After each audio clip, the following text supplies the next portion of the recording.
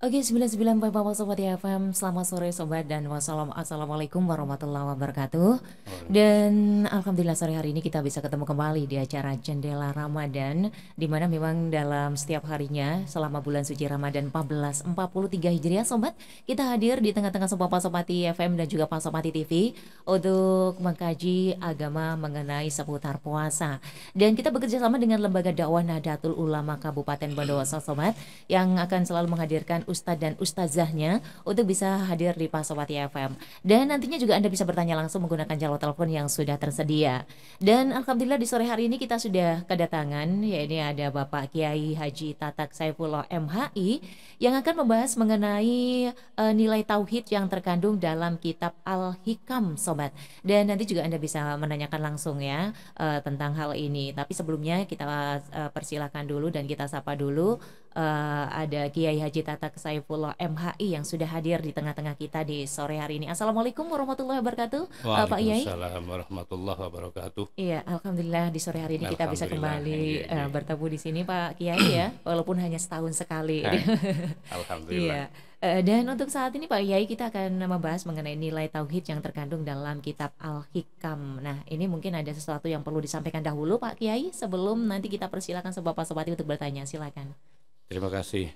Assalamualaikum warahmatullahi wabarakatuh. Waalaikumsalam warahmatullahi Bismillah, wabarakatuh. alhamdulillah. Wala hawla wala quwata illa billah. Allahumma salli wa sallim wa barik ala Muhammad wa ala alihi wa ashabihi wa dzurriyyatihi wa atba'i ajma'in. Amma ba'du. Kepada pendengar Radio Pasopati di mana Anda berada, alhamdulillah syukurillah. Mari kita pada sore hari ini sejenak untuk bersyukur kepada Allah bisa bertemu walaupun dalam waktu yang tidak lama, karena ini sifatnya mengisi tabarukan di bulan Ramadan, tetapi tidak mengurangi nilai akan substansi daripada kajian sore hari ini. Terutama di kajian sore hari ini saya diberi judul oleh panitia untuk mengangkat sebuah tema nilai tauhid yang ada di dalam kitab Al-Hikam. Iya. Sungguhnya pembahasan tentang nilai tauhid ini yang ada di dalam kitab Hikam itu tidak bisa diselesaikan dalam tempo waktu 5 menit atau 10 menit.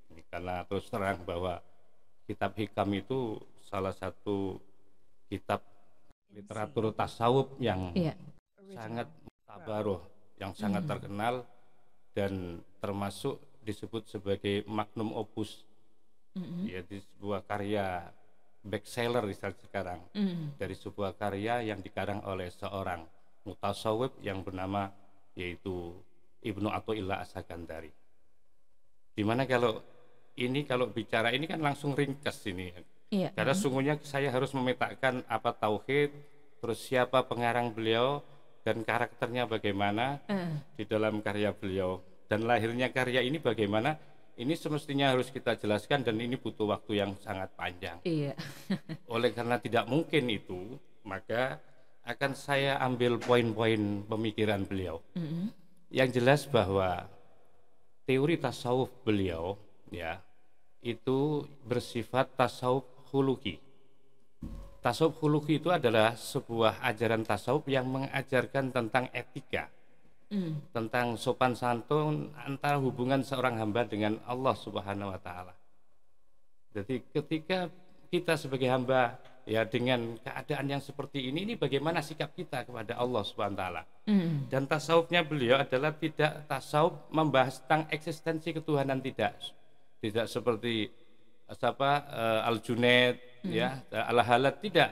Beliau lebih kepada atau memfokuskan tasawufnya adalah kepada tasawuf khuluqi, lebih kepada etika ta'adub kita kepada Allah Subhanahu wa taala. Bagaimana posisi hamba ini keterkaitannya dengan Allah dalam kehidupan sehari-hari. Jadi tidak mempersoalkan masalah eksistensi ketuhanan dan masalah yang terkait dengan eksistensi yang lain di dalam pembahasannya beliau. Tetapi dalam hal ini beliau dalam konteks teologi, ya kalau dalam konteks teologinya, akidahnya itu sesungguhnya sangat jabari sekali. Jabari itu fatalisme. Fatalisme itu artinya sangat pasrah seluruhnya kepada Allah Subhanahu wa taala. Saya ambil contoh, Mbak. Saya ambil contoh ya. Di dalam satu dikma beliau, karena diksi-diksi, perlu saya sampaikan bahwa diksi, kata-kata pilihan daripada Syekh Ibnu Athaillah As-Sakandari ini diksinya sangat luar biasa indah. Luar biasa, ini sufi yang kata-katanya sangat luar biasa. Dan tidak hanya di dalam diksinya beliau, tetapi isinya juga sangat luar biasa apa yang ada di dalam kata-kata beliau. Satu misal saya mengambil contoh bahwa nilai akidah, nilai tauhid yang diajarkan beliau atau tasawuf beliau adalah tasawuf huluki. Satu misal saya beri contoh di dalam kata hikmah beliau. Beliau mengatakan iradatuka at-tajrid ma'a iqamatillah iyyaka fil asbab itu minasyahwatil khafiyah. Keinginan engkau untuk iradatuka tajrid, untuk menjadi orang yang tajrid. Padahal ma'a iqamatillah iyyaka fil asbab, padahal engkau itu diposisikan oleh Allah di dalam makom asbab. Makom asbab itu makom kerja. Itu minasyahwatil khafiyah, ini termasuk bagian daripada syahwat, keinginan yang sangat samar. Syahwat itu dalam tasawuf itu tidak benar, tidak dibenarkan. Syahwat apapun itu tidak dibenarkan. Apa maksudnya? Saya berikan pemahaman konteks ini, bagaimana beliau membangun hubungan akhlak antara seorang hamba dengan Allah, antara hamba dengan Allah bagaimana? Ketika Anda dimakomkan oleh Allah di makom tajrid, ya, makom tajrid itu ketika Anda ada di makom asbab. Makom asbab itu orang yang bekerja, Pak, seperti saya, jenengan. Ini orang bekerja, ya. Terus tiba-tiba saya yang diberi tugas, yang ditakdirkan oleh Allah. Sampai ditakdirkan sebagai penyiar. Saya ditakdirkan, katakanlah saya ketepatan sebagai seorang kepala KUA. Saya ditakdirkan kepala KUA. Untuk apa? Untuk melayani masyarakat. Dalam masalah apa? Pernikahan. Artinya saya ada di dalam makom kasab. Kasab itu bekerja, ya. Tiba-tiba saya ingin meninggalkan.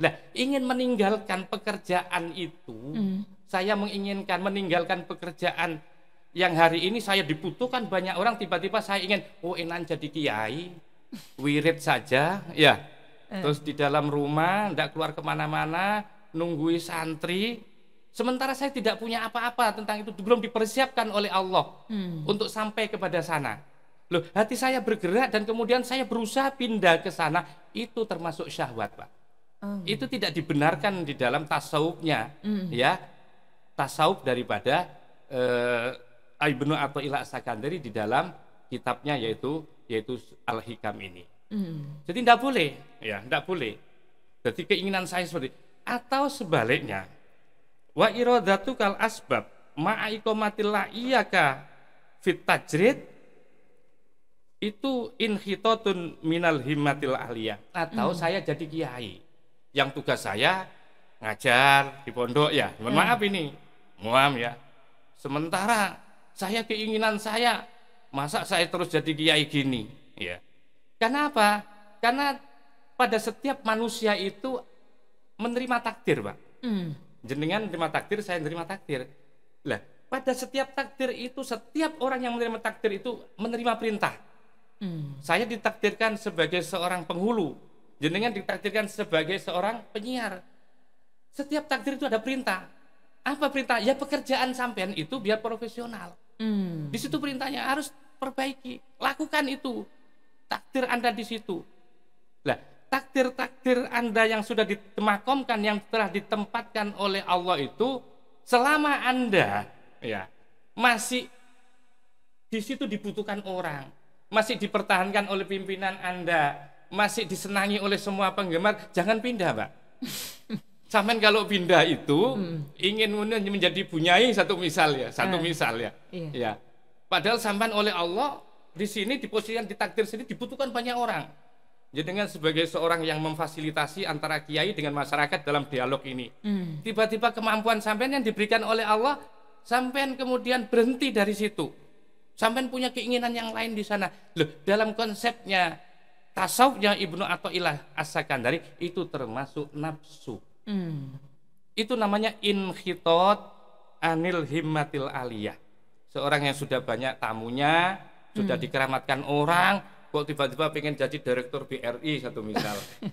Nah, keinginan itu namanya apa namanya syahwat. Sama-sama tidak dibenarkan dalam konsepnya, konsep daripada Ibnu Athaillah As-Sakandari dalam hal rasa. Banyak sekali Pak, termasuk di dalam diksi awal, termasuk ada kata-kata yang juga indah. Min alamatil i'timad alal amal nuksonu roja inda wujudiz zalal. Setengah dari tanda-tanda orang yang menyandarkan kepada amal, itu termasuk nuksonu rojai, mengurangi harapan inda wujudiz zalali, ketika munculnya kesalahan atau dosa dan kemaksiatan. Artinya hamba ini tidak boleh mengandalkan dari amaliannya, dari ilmunya, dari imannya. Yang diandalkan itu semestinya adalah Allah. Begitu etika, beliau mengajarkan etika bertauhid itu. Jangan sampai keluar dari koridor, sampai nafas kita, gerakan kita itu jangan sampai keluar daripada hubungan kita dengan Allah Subhanahu wa taala. Dalam konteks bersandar, saya umpamanya bangga dengan amal saya, pasti saya naik surga. Wong saya puasa saya Ramadan luar biasa, saya ngatamkan sampai 30 juz berkali-kali, kemudian saya sodako, saya andalkan kemudian. Itu tidak dibenarkan dalam etika kita kepada Allah. Ya, nilai tauhid seperti itu sangat berbahaya kalau dibiarkan. Bagaimana cara mengiktimatkan, menyandarkan? Itu sandarkan semuanya kepada Allah Subhanahu wa taala. Karena manusia itu tidak ada satupun manusia itu masuk surga karena amal. Percaya enggak? Ini dawuhnya Kanjeng Nabi. La yadkhulu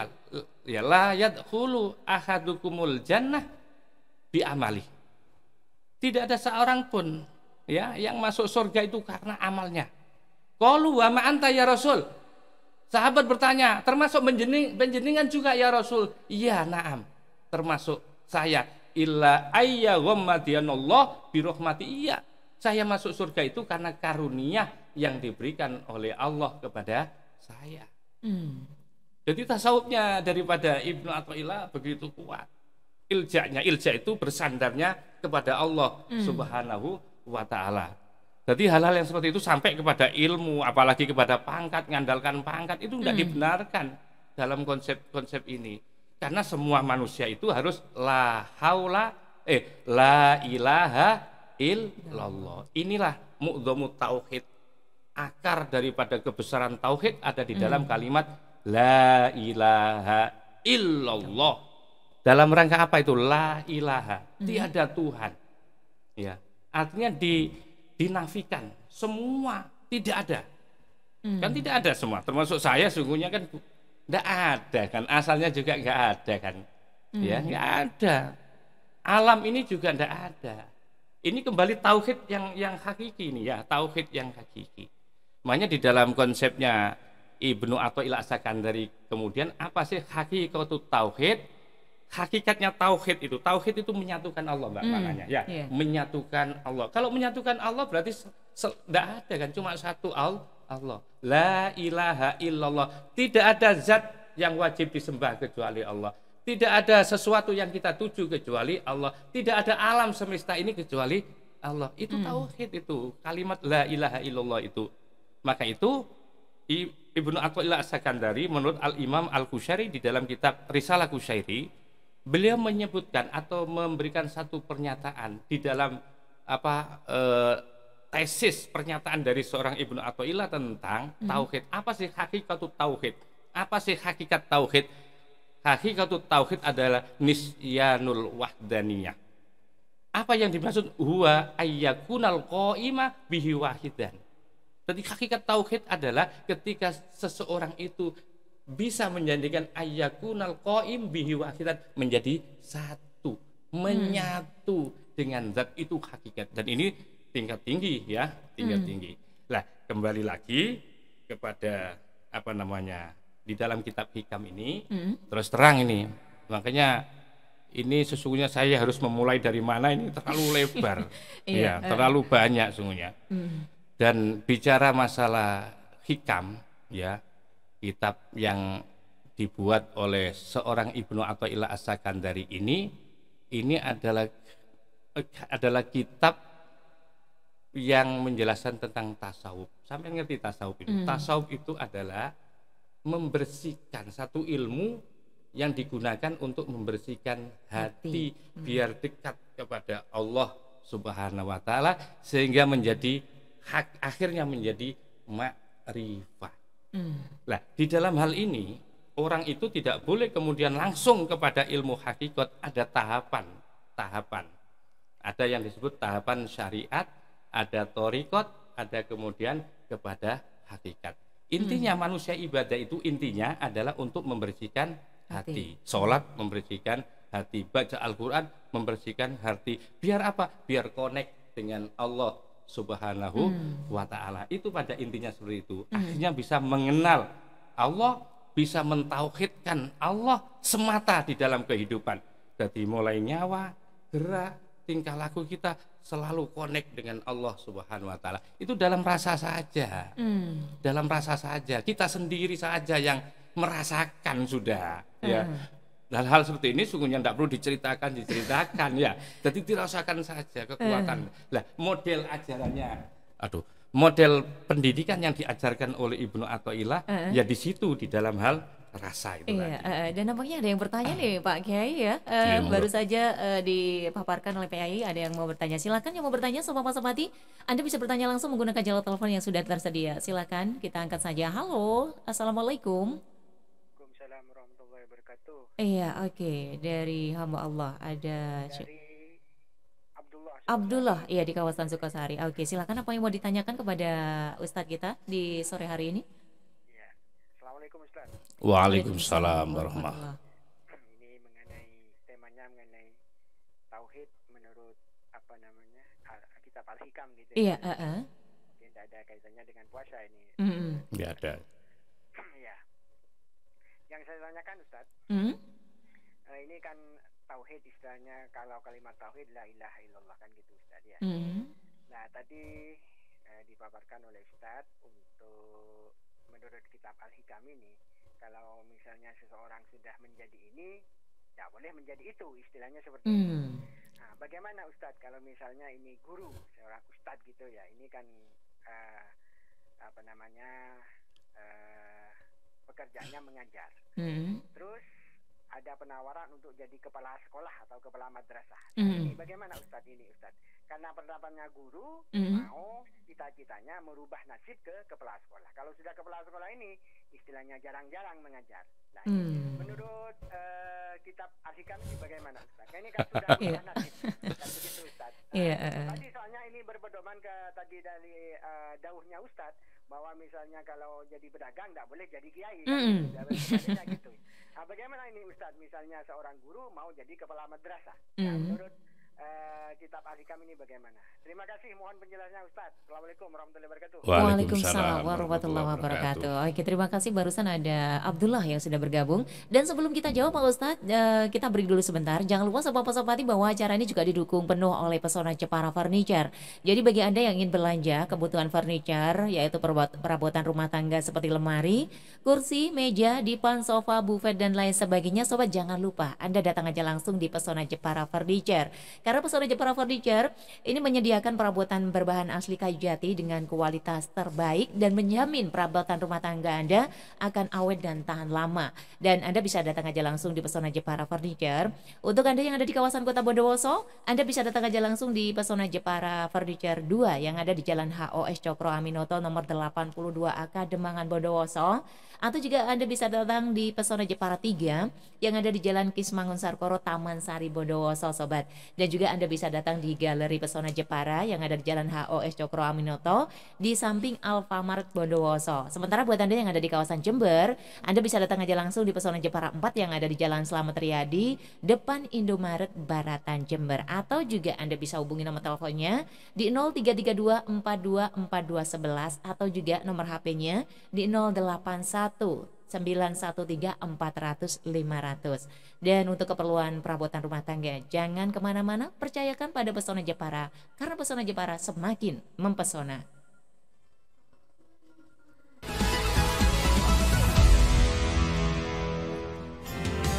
Ramadan tiba, Ramadan tiba, Ramadan tiba.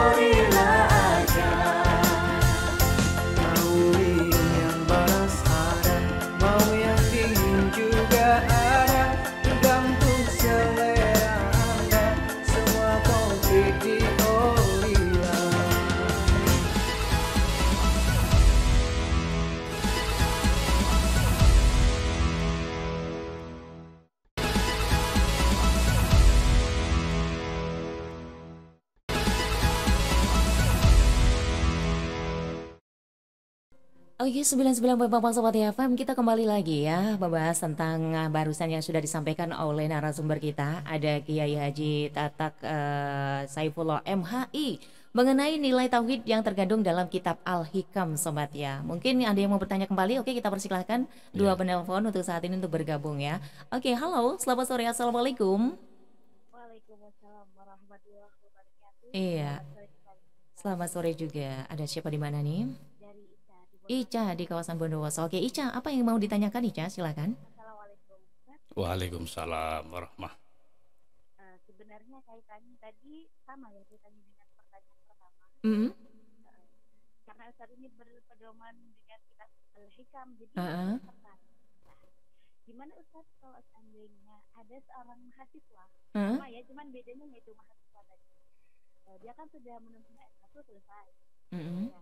Terus lalu kemudian ada saudaranya itu mampu untuk membiayai dia untuk jenjang melanjutkan ke S2, katakanlah seperti itu ya Ustaz. Nah lalu ya anak itu tidak mau karena memang sudah malas mikir gitu. Itu seperti apa kalau dalam kitab Al-Hikam itu boleh apa enggak menolak tapi secara halus ditolak tapi secara halus karena memang sudah kayaknya sudah banyak pikiran, sudah nggak mau gitu. Bagaimana kalau seperti itu? Baik, terima kasih. Assalamualaikum warahmatullahi wabarakatuh. Waalaikumsalam warahmatullahi wabarakatuh. Oke, terima kasih buat Ica yang barusan sudah bergabung dan ada dua pertanyaan Pak Ustadz ya. Dan dua-duanya nih saling bertolak belakang. Kalau satunya tadi ada kesempatan untuk memperoleh jenjang yang lebih tinggi. Kalau ini ada kesempatan tapi nggak mau ditolak. Mau, iya, ya. Bagaimana? Oke, satu penelpon lagi mungkin kalau nanti bisa cukup waktu oke kita angkat kembali.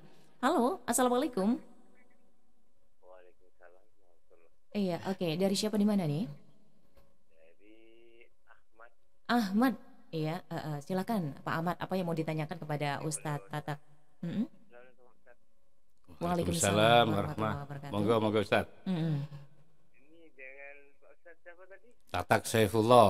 Tatak Saifullah. Alhamdulillah. Saya mau tanyain Ustadz.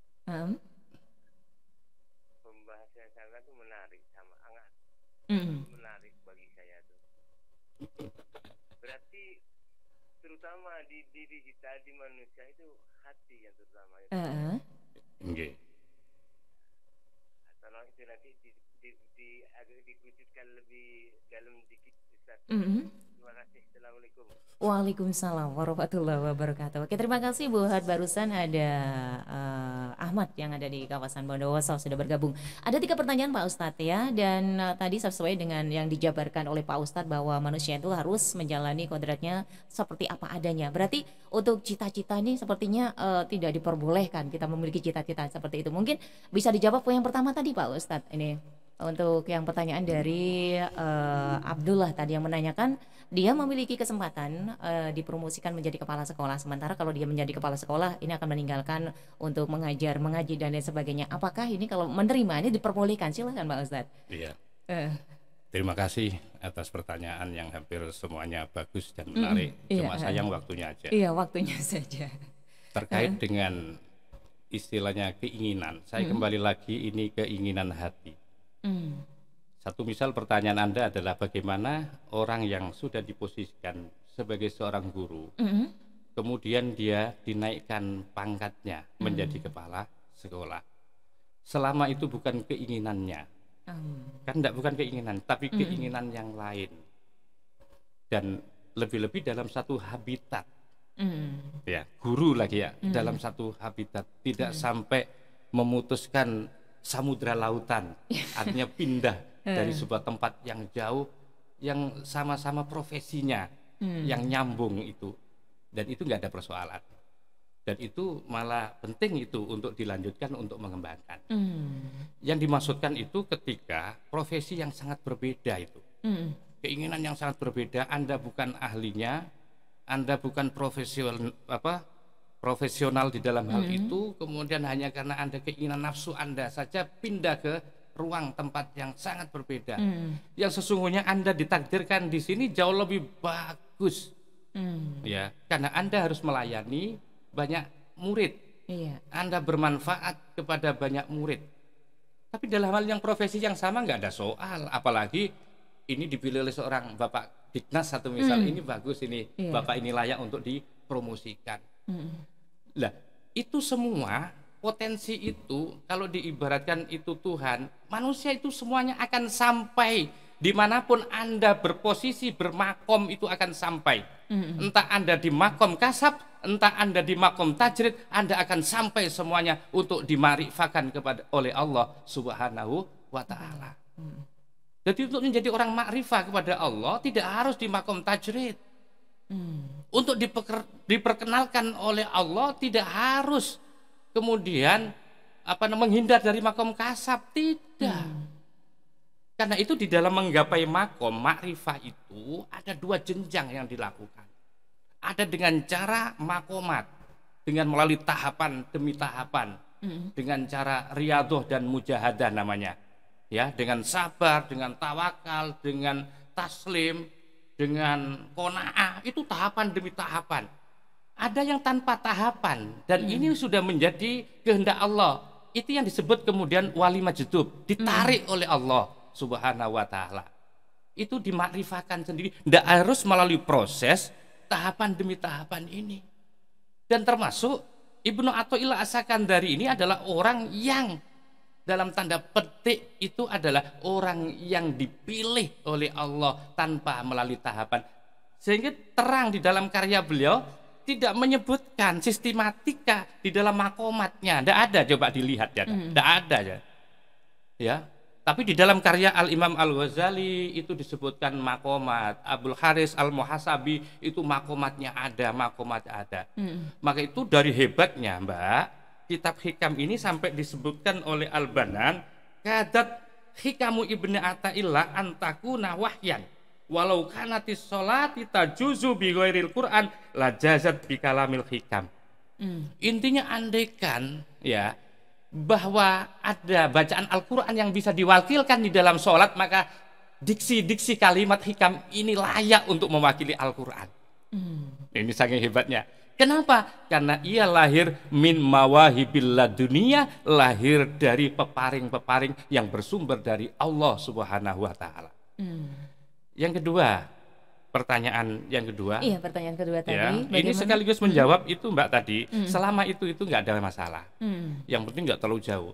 Karena untuk mengetahui bahwa Anda akan dipindahkan oleh Allah itu gampang. Untuk mengetahui satu misal Mbak, kok saya menjadi seorang pengusaha. Kemudian tiba-tiba di hati saya ya muncul keinginan untuk menjadi seorang yang yang banyak tamu, karismatik lah. Tapi itu tidak muncul. Kapan saya boleh untuk pindah? Yang awalnya saya sebagai seorang pengusaha, selama Anda di dalam usaha Anda itu, pada waktu Anda berusaha itu ternyata bangkrut, habis sudah, berarti Anda mau diintikolkan, dipindahkan oleh Allah kepada makom yang tidak seperti awalnya. Itu untuk melihat perpindahan dari makom, dari satu kasab, dari satu tempat, dari tajrid ke kasab itu dilihat dari sana. Satu misal jenengan aja ya. Kok ternyata menjadi penyiar ini dimusuhi banyak orang, mohon maaf. Dibully orang, kemudian panjenengan kemudian tidak menjadi nyaman. Begini datang ditutup kuncinya, sudah sampai usaha untuk datang terus, ternyata tidak datang, berarti panjenengan akan dipilih oleh Allah. Berarti jenengan akan dipindahkan tempat kerjanya. Karena apa? Karena sampean sudah berusaha maksimal, ternyata tidak diberi wewenang ke situ dengan melalui cara-cara manusia tadi. Berarti apa Allah yang akan lakukan buat kita? Maka itu orang yang bertauhid tinggi itu ketika bangun tidur itu kata-katanya begini, apa yang akan diperbuat oleh Allah kepada kita hari ini? Itu orang tauhid. Bukan orang yang mengatakan apa yang aku lakukan hari ini. Selama ini jenengan saya ya kalau ngomong mengucapkan ya apa yang akan saya lakukan ya hari ini. Ini terbantu orang yang al-ghafil ini namanya. Al-ghafilu idza asbaha yaqulu ma fa'alallah. Ma fa'ala. Jadi orang yang lupa kepada nilai atau kepada Allah. Orang yang tipis tauhidnya itu ketika bangun tidur itu pada waktu hari itu dia mengatakan apa ya yang akan saya kerjakan hari ini. Tetapi al-akil idza asbaha yaqulu ma fa'alallahu bi. Tapi orang yang berakal, orang yang bertauhid itu adalah ketika bangun tidur, apa yang akan ditakdirkan Allah kepada saya hari ini. Jadi semata-mata yang menggerakkan itu kan akhirnya Allah. Kita selama ini kan seperti hidup sendiri ya. Tidak ada yang mengendalikan rasanya kan. Karena tidak dilatih. Karena tidak terlatih dan tidak dilatih. Kebiasaan lagi, Mbak. Orang ngomong ya, kalau makan, siapa yang menyebabkan makan itu? Yang membuatkan kenyang itu apa? Makan. Itu kesalahan, Pak. Itu merusak akidah itu. Ya, itu merusak akidah. Bahwa sesungguhnya yang menyebabkan kenyang itu bukan makan tapi Allah. Logikanya bagaimana? Nanti kita jelaskan. Forum ini sangat terbatas. Iya. Dan kalau nanti untuk pertanyaan yang Ica tadi, Pak Ustadz ya, kalau dia sudah punya kesempatan tapi dia tidak memiliki hati untuk berminat, berarti ini masih belum makomnya ke sana itu, Pak? Iya, belum diintikal, belum dipindah itu berarti masih asik di situ, Ya sudah biarin. Yang penting bahwa Anda tetap jangan kemudian terjebak. Takut-takut terjebak itu bisikan setan juga, bisikan nafsu. Harus jernih.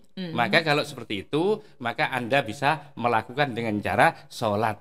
Sholat apa itu biasanya? Sholat istikharah. Itu bisa, itu syariat mengajarkan. Ketika kok Anda juga masih tidak mampu, maka carilah mutarojim, terjemah firasat. Firasatul mukmin. Cari orang-orang alim, orang-orang mukmin yang ahli ibadah itu, insya Allah bisa menerjemahkan. Jangan diterjemahkan sendiri, harus ada ahlinya. Kalau itu persoalan kehidupan ya seperti itu. Dan untuk pertanyaan yang ketiga tadi Pak Ustadz, dari siapa tadi yang sudah bergabung menanyakan untuk memperjelas tentang hal ini Pak Ustadz ini, karena memang kalau dijelaskan sepenggal memang sulit dipahami nih Pak Ustadz, untuk memperkecil ruang lingkupnya begitu. Iya. Cerdas jenengan ini. Iya.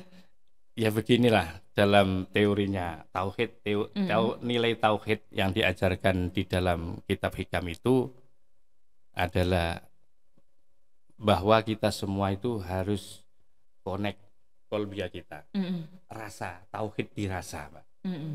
Jadi jangan sampai kita itu yang merasa mempunyai segala-galanya. Itu aja, dirasakan. Jadi satu misal Nabi mengatakan bahwa di dalam kitab hikam ini diingatkan jangan mengandalkan amal. Karena amal Anda yang Anda andalkan tidak bisa menyelamatkan Anda. Yang bisa menyelamatkan Anda adalah karunia Allah. Dalilnya Nabi mengatakan illa ayyawamidallahu ta'ala birahmati, karena rahmatnya Allah. Tetapi oleh Allah di dalam ayat yang lain Nabi mengatakan situ, katanya Allah begini, Mbak, di Al-Qur'an, udkhulul jannata bima kuntum ta'malun, masuk surga kamu sekalian atas amalmu. Wah, ini berarti bisa dipertentangkan ini. Ini luar biasanya Allah memberikan apresiasi kepada kita. Ya, memberikan apresiasi. Satu sisi ketika kita diberikan kekuatan oleh Allah, Nabi menyarankan kepada umatnya, itu kekuatan itu yang ngasih Allah. Kamu adabnya jangan kemudian kamu merasa miliki. Ya Allah lah yang kamu tampilkan. Kan seperti itu, Mbak. Jadi Allah mengapresiasi ternyata oleh Allah, ya sudah itu kerjaan kamu. Diapresiasi pekerjaan kita oleh Allah Subhanahu wa ta'ala. Lah kita sebagai seorang hamba ta'adubnya kepada Allah, kita serahkan semuanya kepada Allah. Sederhananya seperti itu, Mbak. Dikasih ini, alhamdulillah ini dari sana rumahnya rezeki. Nanti itu kalau dalam poin terakhir itu tentang masalah Mbak, masalah menerima saja. Saya ini tidak bisa dibenarkan dalam kitab hikam ini ya. Ketika menerima tapi atas dasar nafsu. Saya jenengan ngasih parcel ke saya, tapi saya tak sanggup, alhamdulillah tok. Tapi harus nerima itu kalau dalam kitab hikam, nerima dengan merasakan bahwa yang memberi itu seakan-akan Allah. Iya. Jadi disertai seperti itu. Nah itu sulit kan, jarang kan kita itu ya menyertakan bahwa ini pemberian Allah itu jarang. Yang kita lihat lebih kepada profil yang memberikan atasan kita. Yang memberikan itu adalah bos kita ya. Tetapi kemudian menyertakan bahwa ini yang memberikan Allah itu jarang kita terima. Nah, orang sufi yang mana pekerjaan sufi itu adalah meneliti nafsu, itu pernah dikasih 3 kali pemberian tidak mau, Mbak. Yang terakhir mau. Padahal yang diberikan itu sama-sama barangnya. Apa katanya? Karena yang pertama tadi itu yang terima nafsu. Apa yang kedua itu karena riya. Yang ketiga itu karena saya merasa ujub. Yang terakhir ini saya bisa menghadirkan Allah dengan bisa bersyukur bahwa ini adalah pemberian Allah. Itu caranya. Model tauhidnya daripada Ibnu Athaillah As-Sakandari. Dan sobat-sobati, kalau kita bahas tentang Al-Hikam ini ternyata tidak bisa dipahami dengan sepenggal-sepenggal, dan ternyata waktu kita ini juga tidak cukup untuk memahami hal ini sobat-sobati. Jadi nanti kalau sobat-sobati masih ada pertanyaan yang bertentangan dengan hati, bisa langsung aja telepon Pak Kiai yang saat ini untuk bertanya langsung secara pribadi sobat-sobati ya, karena kita harus mengakhiri perjumpaan kita Pak Kiai ya. Jadi waktunya sudah pukul 17:19. Mungkin ada sedikit saja yang mau ditekankan Pak Yai, silakan Pak Yai kepada pendengar Pasopati sekarang ini. Wah, ini kalau mau kesimpulan itu memang agak sulit ya menyimpulkan kitab hikam ini, karena kitab hikam ini disyarahi oleh 23. Kitabnya itu kecil tapi disyarahi oleh 23 ulama. Yang terakhir itu adalah Said Al-Budi almarhum, seorang mutasawwif. Hampir tidak bisa menyimpulkan. Seperti itu Mas. Cuma hanya saya mengatakan bahwa kitab Al-Hikam itu mengajarkan tauhid ya dengan cara ta'adub, tasawuf khuluqi. Tasawuf adab asornya yang sudah dikatakan tadi. Jadi selalu mengikutkan Allah di dalam kehidupan, di dalam hati saja sudah dirasakan di dalam hati itu. Dan yang terakhir, model tauhidnya, akidah atau teologinya ini yang dibangun oleh Al-Hikam, teologinya sangat jabari, fatalis sekali. Tapi dalam konteks ta'adub, dalam konteks etika kepada Allah, kita harus ilja, nggak ragu-ragu, nggak nanggung-nanggung. Itu yang dimaksudkan. Dan itu bisa saya simpulkan seperti itu. Yang terakhir, kitab hikam itu adalah tasawuf tanpa atribut. Tasawuf tanpa atribut adalah kitab hikam. Nggak perlu orangnya harus ngepir sarungnya. Nggak perlu orangnya jenggot, enggak. Hatinya yang dipoles ini, mainnya, mindsetnya ada di hati, roso dengan Allah Subhanahu wa Ta'ala. Jadi tasawuf tanpa atribut itu adalah kitab Al-Hikam yang diajarkan oleh Ibnu Athaillah As-Sakandari. Mungkin itu yang Oke, terima kasih Pak Kiai Haji Tatak Saifullah MHI yang sudah menyampaikan tentang kitab Al-Hikam. Sobat, sebenarnya cukup sederhana, tapi kalau untuk memahami memang butuh proses dan juga butuh sesuatu yang memang konsultasi luar biasa. Silahkan nanti Anda juga bisa konsultasi langsung kepada Ustadz kita ya, yang mungkin memiliki nomor telepon Anda bisa. Dan saat ini sobat-sobati, kita harus pamitan dulu, tapi sebelumnya terima kasih banyak buat yang sudah bergabung saat ini, dan mohon maaf kalau mungkin ada pertanyaan dari Anda yang masih belum sempat kejawab. Mudah-mudahan bisa ketemu kembali di lain waktu, di kesempatan yang sama ya. Dan akhirnya kami ucapkan terima kasih banyak dan wassalamualaikum warahmatullahi wabarakatuh. Waalaikumsalam.